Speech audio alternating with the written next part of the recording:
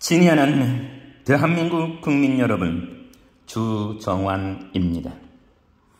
오늘은 7탄 성공의 길 문제 해결 한 맺힘에 대해서 다시 말씀을 나누고자 합니다. 잘못된 문화 전통은 머리에 돌덩이를 이고 가는 것과 같습니다. 돌덩이를 이고 걸어가면 무거워서 허리가 저절로 휘게 됩니다.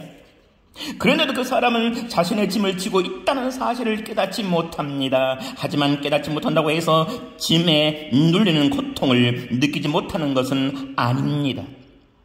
짐이 무거우면 무거울수록 고통도 커집니다. 한이라는 돌덩이 짐이 점점 더 무거워지면 그 사람은 죽음을 맞게 됩니다. 이 고통에서 해방되는 길은 짐을 벗어버리는 방법밖에 없습니다.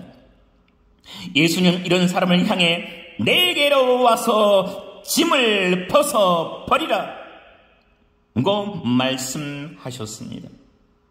이 점은 받아야 할 사랑을 받지 못했을 때 생깁니다.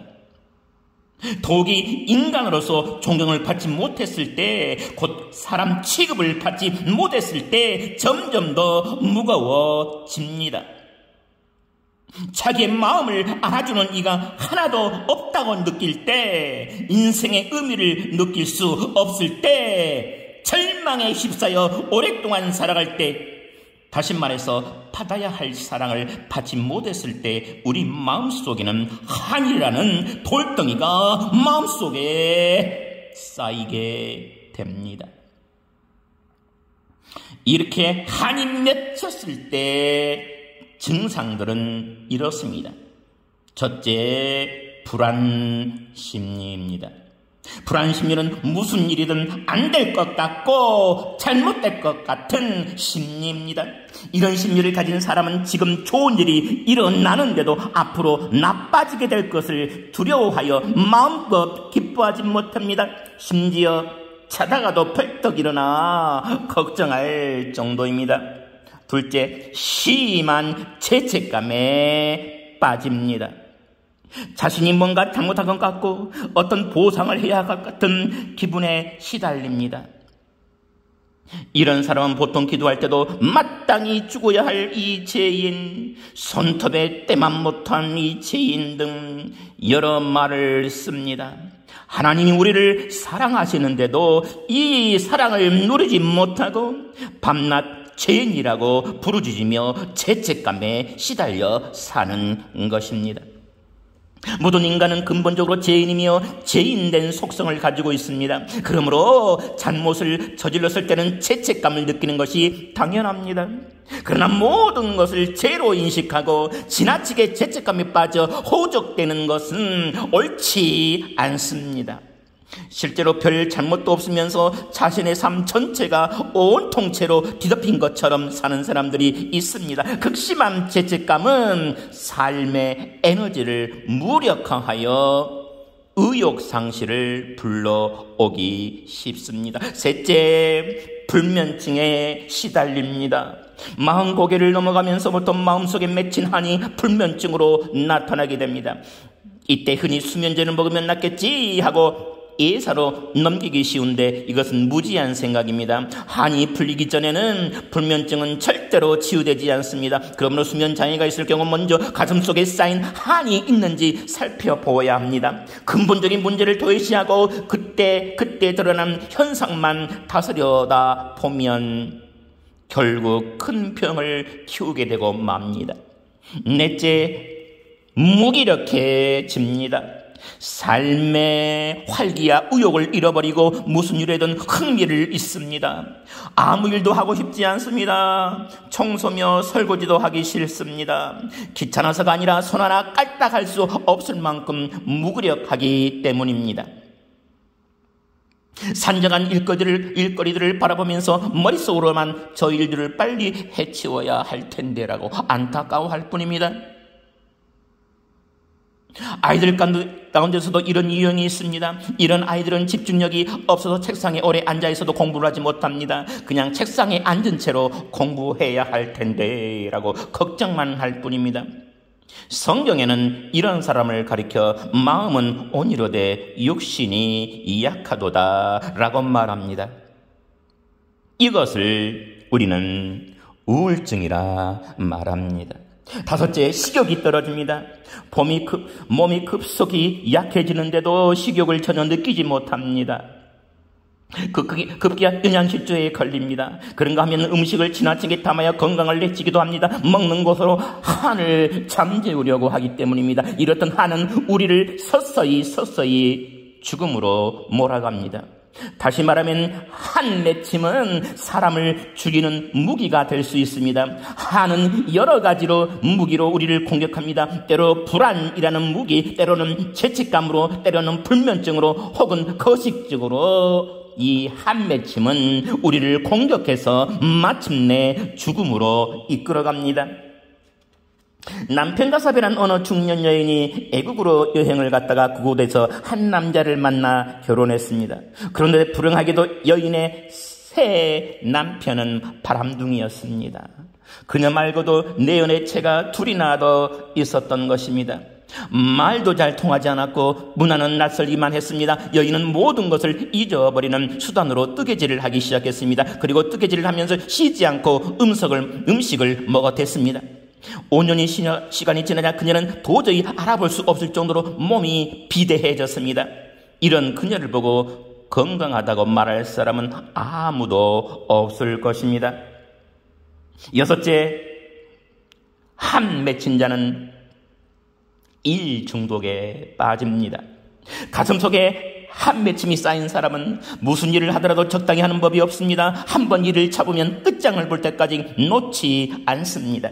이런 사람은 건강을 위해 시작한 운동도 적당히 할 줄 모릅니다. 운동을 시작하면 몇 시간씩 지쳐 쓰러질 때까지 계속합니다. 하지만 이것은 자신을 죽이는 행위입니다.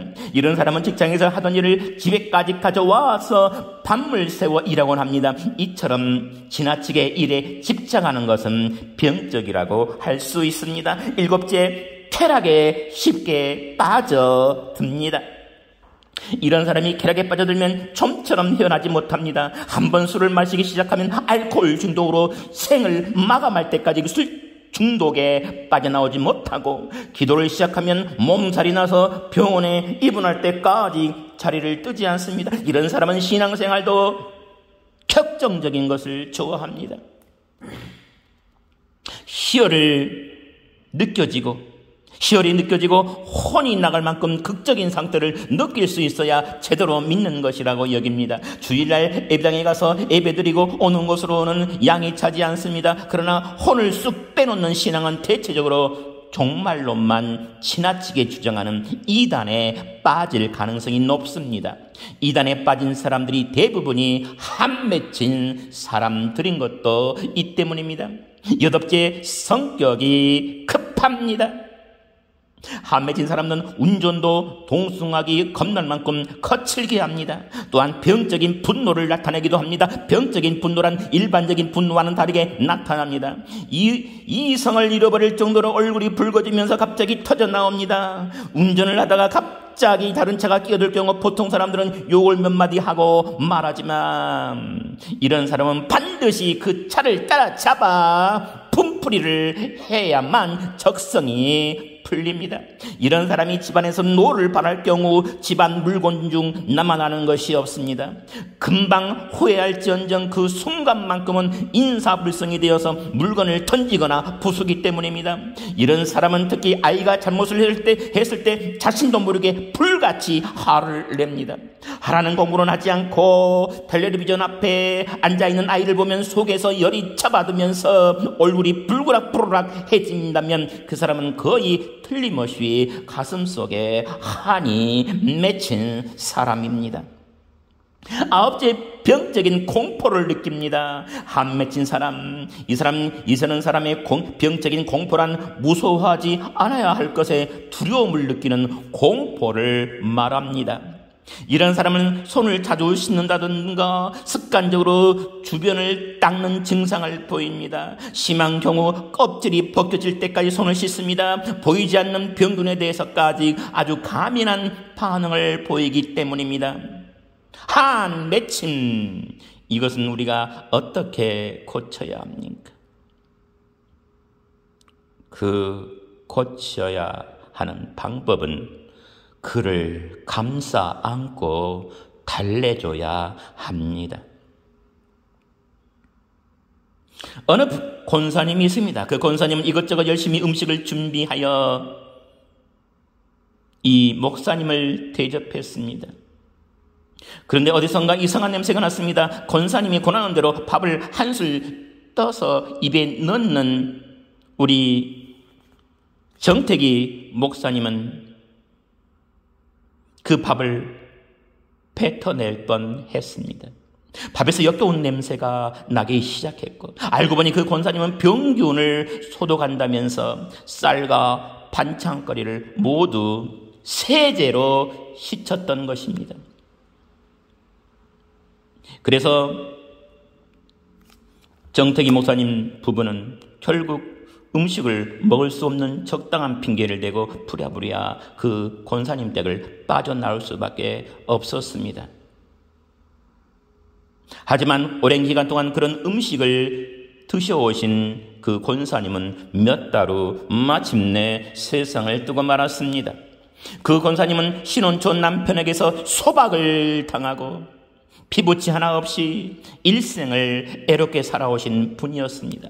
그분은 신앙심 하나로 그간의 세월을 버티며 수절해 오셨습니다.